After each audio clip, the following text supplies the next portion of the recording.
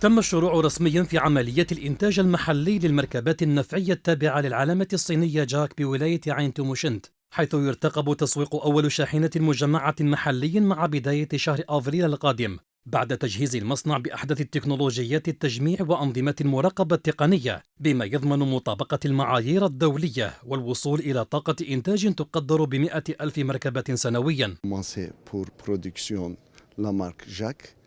La zone industrielle de Temezura, il y a une usine, 33 hectares, et complète, finie, et production localisée, made in Algérie 100%. Une capacité de annuellement 100 000 véhicules mensuellement, 8 000 véhicules à peu près, on va produire en 3 shifts.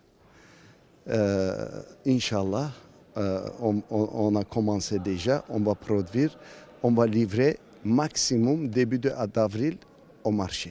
بفضل التحفيزات الحكومية والإعفاءات الجمركية والضريبية الممنوحة للأجزاء المفككة، من المنتظر أن تشهد أسعار شاحنات جاك انخفاضا ملحوظا في الأسعار مقارنة بالسنوات الماضية، في إطار استراتيجية تهدف إلى الاستحواذ على حصة معتبرة من السوق الوطنية. Disponibilité de pièces de rechange et formation de technique. Aucun problème. On couvre 100% disponibilité de pièces de rechange. Il y a un dépôt, Oran, Annaba, Alger, centre. On distribue territoire national, pas de problème. المتعاملون الاقتصاديون ثمنوا تحسن مناخ الاستثمار والمرافقة الدائمة من طرف السلطات العمومية، وهو ما ساهم في خلق الآلاف من مناصب الشغل المباشرة وغير المباشرة، إلى جانب توقعات بانخفاض أسعار المركبات الموجهة للتجار. Merci beaucoup le gouvernement algérien, monsieur le Wali et les autorités locales.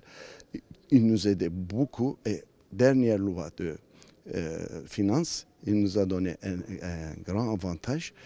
On va ramener les kits sans TVA, sans droit de douane. On va effectuer, on va diminuer notre prix, Inch'Allah, future production.